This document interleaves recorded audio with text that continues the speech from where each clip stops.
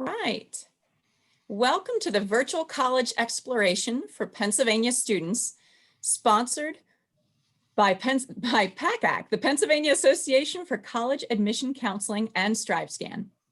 PACAC is a nonprofit association comprised of more than 1,200 school counselors, college admission counselors, independent education consultants, and other professionals responsible for guiding students through the important transition from high school to post-secondary options. Thank you for joining us. A few housekeeping announcements before we get started. You can use the Q&A button on your screen to type your questions to our presenters at any time. Your camera and microphone are off, so the panelists cannot see or hear you.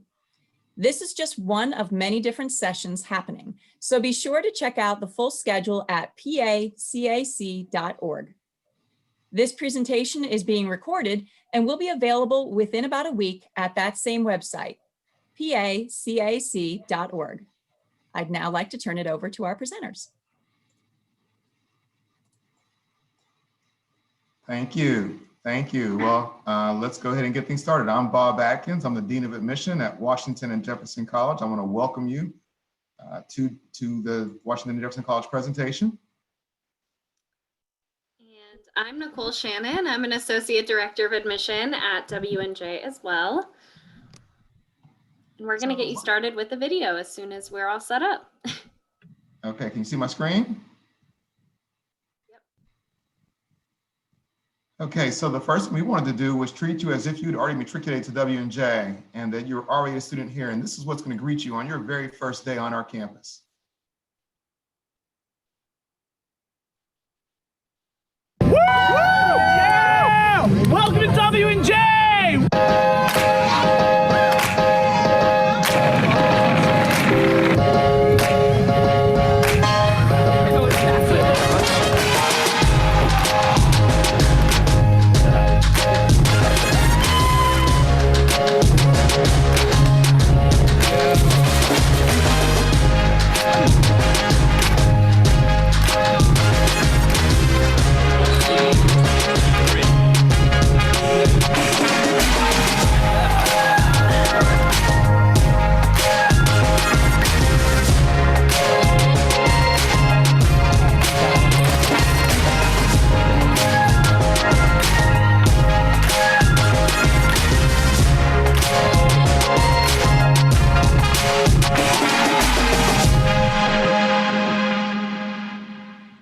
We're sincerely hoping that you'll be able to join us in fall of 2022, 21 or 22 to take part in your very own admissions video. As you're welcome to W&J. So where are we? We're located in a small town in southwestern Pennsylvania, just outside of Pittsburgh, known as Washington, Pennsylvania. It's a great little place to live. I've been here now for the last, almost 30 plus years. Where's Washington, Pennsylvania? It's in the corner of the state. You can see we border Ohio. We're just a little bit north of West Virginia. We're in a great location. Within about an 8-hour ride of our campus, you can find 110 million people. So we live in a great corner of the world. A third of the United States lives within an 8-hour ride of Washington, Pennsylvania. It's a great place to be if you're interested in internships in the city, taking advantage of all the opportunities that Pittsburgh has available for you as a student and as a person, and as a young person in particular. We're very excited about where we're located and what you can do on our beautiful little campus just outside of Pittsburgh, Pennsylvania. If you haven't been to Pittsburgh, that's one of the iconic views there, the three rivers that meet in the city. That's how Pittsburgh got its name, the city of three rivers. It's one of my favorite places right there, the incline. It's a must-see attraction if you're in the city. And of course, as a W&J student, you'll have great opportunities to take advantage of this view and many others. Pittsburgh is one of the top destinations in the world. It's the most livable city in the continental US. Really 2.5 hours from Cleveland. We're 4.5 hours from DC. We're 6 hours from New York City, 6 hours from Philadelphia, 5 hours from Detroit. Again, a number of cities available to us within a short ride. And as you can see, there are 7 Fortune 500 companies there. You may recognize some of those logos. We're in the top 10 city for foodies. If you love to eat like I do, it's a great destination to stop and grab a Permane Brothers sandwich. That's just one of many things that you can get here. telling somebody just this morning that my daughter's favorite time in Pittsburgh is when they have the Pickle Festival. If you haven't been to the Pickle Festival, you don't know what you're missing. So make sure you get out there and check it out. We're also the #1 city for young people to live in. So once you graduate from W&J, it's a great place for you to set down your first roots and buy that first home and get that first job right here in Pittsburgh.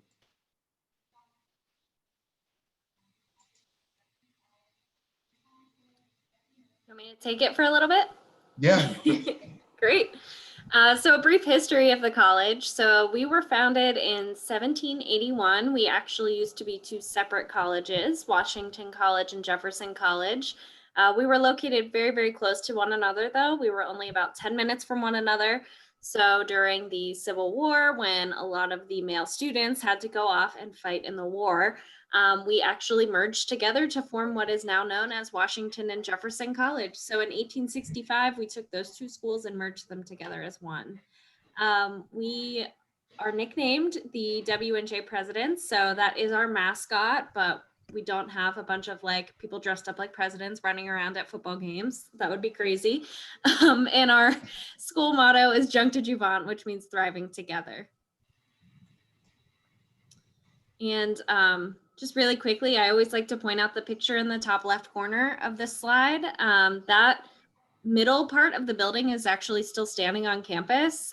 It was the original schoolhouse for Washington College, and it was built in 1793. So if you're interested in history, W&J is just, you know, a very historic place, and a lot of that history is still on campus today. So it's a great place to be for that aesthetic.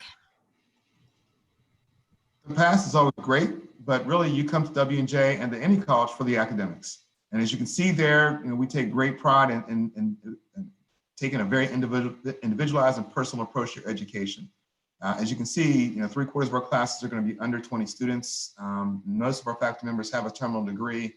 We also take great pride in the fact that many of our students study abroad, and we hope that you take advantage of that opportunity while you're here at W&J. We offer a wide variety of majors and minors, as you can see from this list. I'm not going to read them all to you, but they're all there. Trusted to say that many students are interested in multiple areas and will major or minor in multiple things. My daughter is a 2018 graduate from W&J, and she actually had a double major in communication arts and political science, and then added a minor in history. And of course, all that set her up to go to law school. What else do you do with those kind of degrees? And she's really enjoyed her time there. She'll be wrapping up this coming year, but you can major in just about any combination that you like at W&J. We're going to encourage you to spread your wings wide. In addition to those academic programs, we offer a number of pre-professional and special programs. And in fact, some people would say that W&J is best well known for producing doctors and lawyers. And we've done a great deal of that over the last 200+ years. But in addition to pre-law and pre-health, we have a 3-2 engineering program in conjunction with 4 schools, Case Western Reserve in Cleveland, Washington University in St. Louis, Columbia University in New York, and of course, University of Pittsburgh right in our backyard. In addition, we're one of the few small schools in the state of Pennsylvania that offers education degree and a special education degree. So you can get them both while you're at W&J, and you can come back after you've earned your degree and earn a teacher certification program if you decide you want to teach later on in life. We also have ROTC on campus.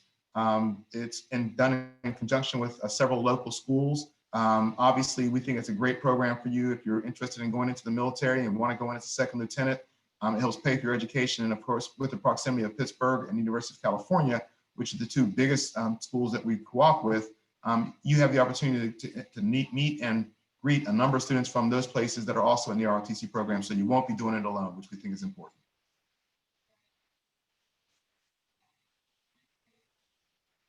In addition to all of our academic programs, we have something at W&J we call the Magellan Project. It's one of my favorite things on our campus. Think of it this way. If you could go anywhere in the world and study anything you wanted to study for, let's say, 3 to 8 weeks in the summertime, where would you go and what would you study? The Magellan Project really helps you realize that dream, whatever it may be. You can see from the listing there that we've had students that have done all those things and many more. It's really up to you to decide as an individual what you want to do, where you want to go, how long you want to be there. The beauty of the Magellan Project is that you as a student don't pay for it. W&J helps support our students with their international dreams and their study dreams by providing the Magellan Project, which does just that. It pays for students to go off and do these projects. You can go study the treatment of women in the Kenyan education system. You can go to South America and study how women are treated in the business world. You can explore the healthcare systems of Cyprus. Again, these are all things that are available to you as an individual student on our campus, and we would encourage you to take advantage of this great opportunity. You can do it not once, not twice, but up to 3 times. After each year that you're at W&J, you can do a Magellan if you so choose to do that. So again, we'd encourage you to explore that early on in your time on our campus and hopefully spend 3 summers abroad doing the things that make your heart go thump. And the Magellan Project is not the only way that you can go abroad at W&J. So about 40% of our student body does travel abroad at some point throughout their 4 years. And we have opportunities to study abroad for about 2 weeks, all the way up to a full year. So the first chance that you have to study abroad is during J term, which is a 2-week kind of mini semester where you can either take a non-traditional or accelerated course on campus. You could stay home for an extra 2 weeks of winter break and sleep in or work a job that you have at home, whatever you want. Or you can travel abroad during that time. So these trips, the 2 pictures on the left-hand side, showcase them perfectly. It's usually a group of about 10 or 12 students with a faculty member. They're all pre-planned, so you have a full itinerary for the entire time that you're there. You go on different excursions, you get to eat a lot of really good food, you get to stay in hotels, or potentially, depending on what trip you go on, you may stay with like a host family or in different villages or local areas. But you can do that as early as January of your freshman year. So that's really your first chance to get out and go abroad. And some of the trips are domestic as well. After that, you can also do a semester or a year abroad. We have 35 partners in 20 countries. Our students have touched every continent except for Antarctica. But you can go for either a semester or a year in any of those places and basically take college courses a full semester or a full year at an institution in that area. Your W&J tuition travels with you. So whatever you're paying to go to school here in Washington, you would pay to go to school in France or Shanghai or anywhere else in the world that you can think that you would like to study. So in total, if you do J terms, you can do those up to 4 times. If you do Magellan projects, like Bob said, you can do that up to 3 times. And you're also allowed to study up to 4 semesters or 2 full years abroad at W&J. So we've had students who do all of that. We've had students who don't study abroad at all. There's really whatever you want to do at W&J, you can do it. The materials are there for you. Nicole? Yes. Your sister's at W&J, right? Has she taken advantage of any of these programs? Oh yeah, she has done 2 J terms, 2 Magellan projects, and a semester abroad. Wow, that's awesome. So where's her favorite place? China, definitely. She actually, in addition to the J term and the semester abroad and the Magellan project, she also was given an opportunity to do like a 2-month program in China with the environmental science faculty, which she is not an environmental science major or any type of science major whatsoever. Just an extra little research project that they invited her to go on because she speaks Chinese. So in addition to these opportunities, there are even more out there as well. Wow, I'm so glad she took advantage of that. I know my daughter, I'm looking at the picture on the top left there, and my daughter did the travel abroad, the J term trip to London as part of a theater group. So she got to see 18 different plays and productions in 21 days and absolutely loved it. I got a phone call every night from her about a new play that I had to go see and check out because I never heard of it, of course, and she had just watched it and was just moved by everything that she had experienced. I think it's awesome that our students get a chance to take advantage of all those things. I think it's great that your sister was able to do that and that my daughter was as well.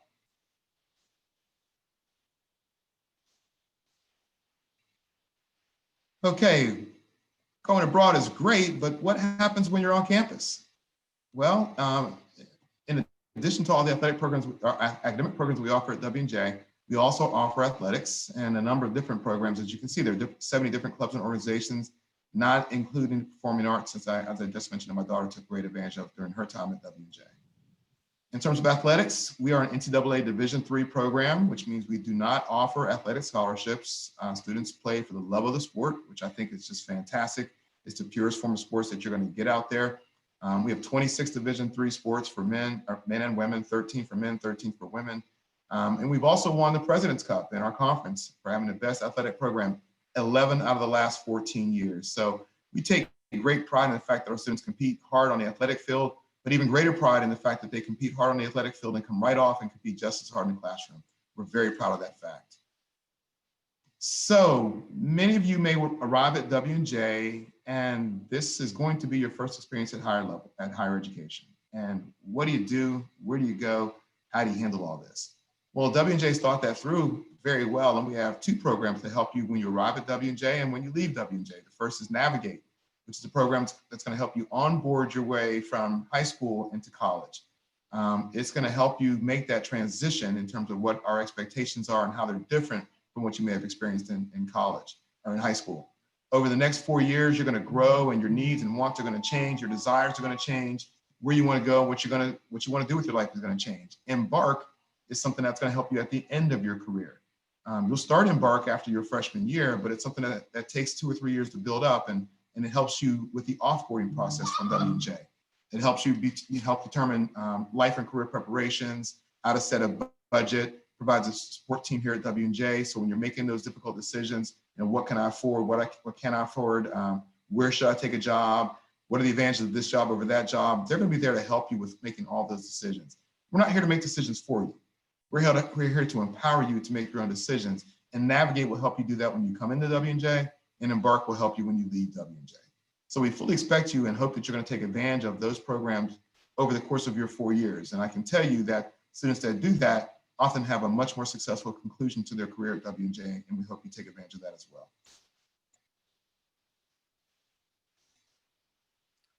That leads us right to student outcomes. So about 97% of our students are employed or continuing their education within 6 months of graduation.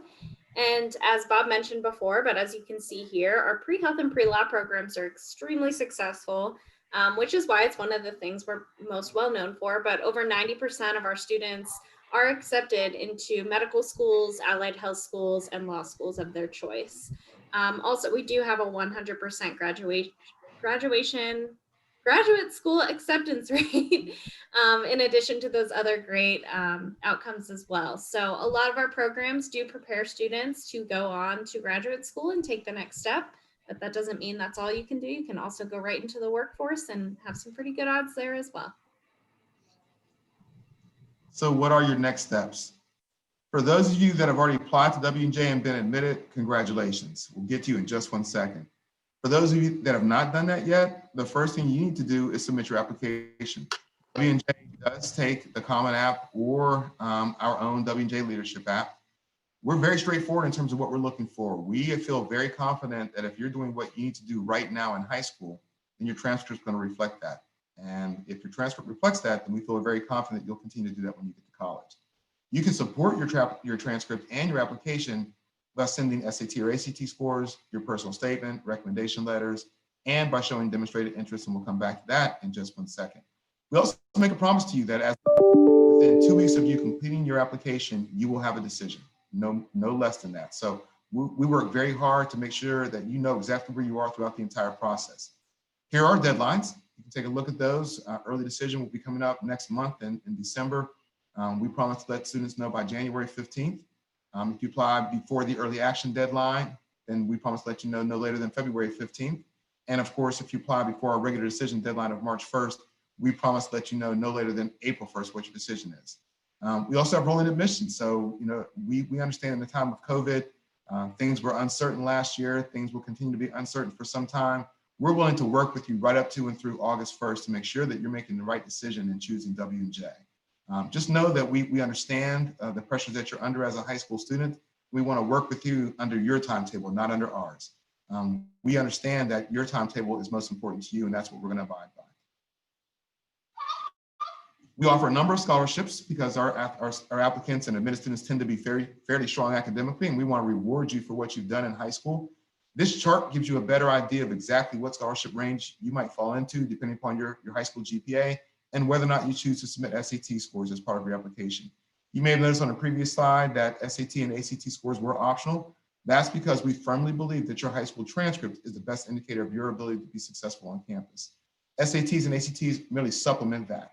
So what I tell students all the time is if you believe that your SAT or ACT scores adequately reflect who you are as a student, then by all means, please submit them to us for us to review.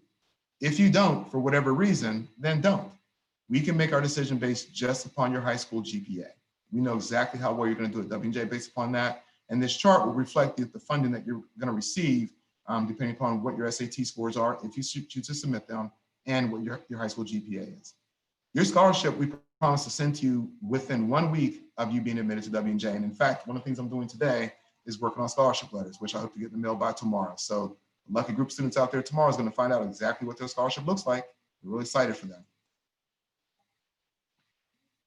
That's a nice segue into financial aid because scholarships are just one piece of the financial aid puzzle. And in fact, we know that there are many pieces of the financial aid puzzle. What I would encourage you to do is to complete your FFSA as soon as you possibly can. Of course, it opened up on October 1st, so it's available for you to complete right now. It's the only form that we use. We don't use or need the CSS profile. We do not have an institutional form. The FFSA is the only form that we need for you to complete, for you to receive financial aid from the school and from federal and state organizations if necessary.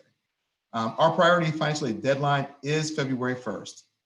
We have that date out there because we want you to have plenty of time once you receive your financial aid package, your financial aid offer from W&J, before the May 1st national decision deadline when you have to make a decision about where you want to attend school. Again, though, we're going to work with you to make sure that you have the proper financing to be able to afford W&J. We can't promise that for everybody, but we're certainly going to work with you as much as we possibly can to make sure it's available for you.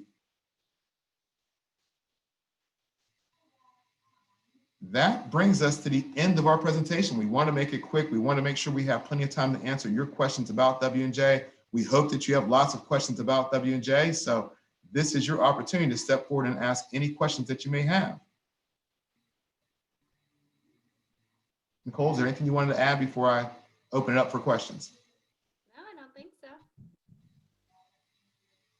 We also hope this has been a little bit of a tease. I mean, we tell you a little bit about W&J through the process, but we really want you to come visit W&J and spend some time with us, our faculty members, and our students. We truly believe that's the best way for you to get to know who we are overall as an institution. You can get all the answers to your questions that you want, but unless you walk on our campus, see our students, interact with those faculty members that are going to be your faculty members at some point down the road, that's the best way to judge your ability to fit in our campus and our ability to help you achieve your financial, economic, and academic goals. So I do have one question that came in. What are some tips that you all recommend for someone who might not be a senior as they're going through their college search? That's a great, Nicole, do you want to take that? Yeah, I can. I mean, definitely what Bob just said, visit campus, take some time, especially now. One of the only positives I can think of the COVID-19 pandemic is that everything is now available for you online. So take some time to look into different colleges, maybe some that you're really interested in, maybe some that you kind of just thought of at once. Maybe it's a reach school, maybe it's on the other side of the country. And just, take a look at their website and do their virtual tour, maybe sign up for a virtual visit at some point where you can meet with a counselor or meet with a group of other people who are visiting virtually. But you can also start working on your application as well. So if you are able to take the SAT or ACT, use different resources like what Bob showed you with the merit-based scholarship chart. You can use different schools' merit-based scholarship charts to set goals for yourself and to see where, with your GPA, where you think that you'll stand currently with a merit-based scholarship and either, work your way up to reach the next one, or at least know that you're within that top threshold now and you can continue doing what you already are doing. You can also start forming relationships with your admission counselor. Pretty much, again, everything's online now. So you can take a look at the website and use that as a resource to figure out who you want to get in touch with. But your admission counselor can help get you in touch with current students, can get you in touch with faculty members, coaches, if you're interested in playing a sport. But you can also start working on your personal essays, start thinking about who you want to reach out to for a letter of recommendation. Really just get, all of your ducks in a row now so that this time next year, you can really just focus on visiting campuses and seeing where you feel the most comfortable and where you want to commit, for the next 4 years, essentially. Nicole, do you want to talk about Raise Me a little bit? So now's a great time too to start looking into other programs as well, including Raise Me, which is a way for you to earn micro scholarships for basically doing the things that you're already doing. So you can set up an account on Raise Me's website and start following colleges that you're interested in applying to, and you will actually start earning scholarships for those colleges now as a high school junior. So basically, just an example, if you get an A on a test, then you will get a certain allotted amount of scholarship money for receiving that grade. If you visit a college campus, if you do a virtual visit of a college campus, if you do some community service, join a club, all of that adds up and then essentially ends up being at least a minimum of where your merit-based scholarship will be at that school. So it's a way for you to start, thinking about scholarship money and, total cost of college, but in a really fun and engaging way where you actually start earning money for college as a junior in high school. Thank you. Thank you. It's a great program to get involved in. And obviously with college costs being where they are today, anything that you can do as a student to help you defray those costs is your parents will welcome it and you will welcome it at the end of the day as well.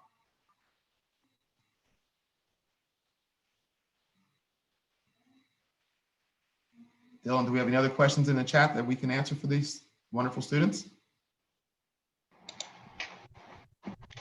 It doesn't seem to be.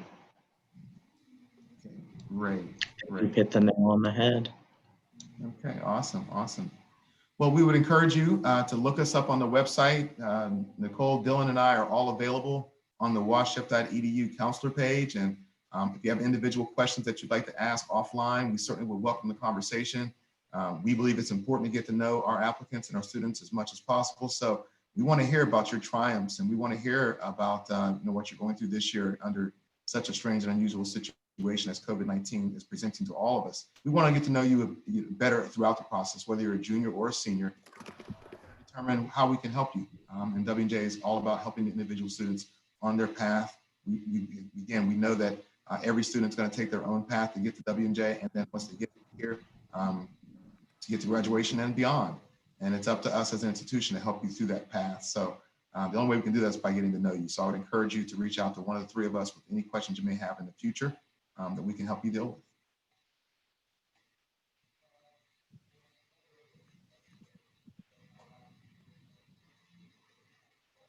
Of course, if you guys don't have questions, I have questions. I can always ask questions, but that's not. Okay.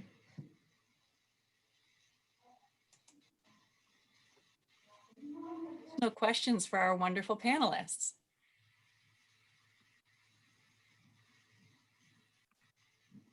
I have to say, I love visiting W&J. It's a great campus, really, really friendly people. As one college admissions person to another, you have a great campus. So I encourage all of our students who are listening or viewing this recording afterwards, definitely check it out. So with that being said, shall I wrap things up? I think so, Mary. Yeah, thank you very much. And we appreciate you guys being with us today and I look forward to serving you in the future. So thank you to everyone for joining us today. When you close this window, there will be a link to a very quick 4-question survey. We'd appreciate any feedback you can provide.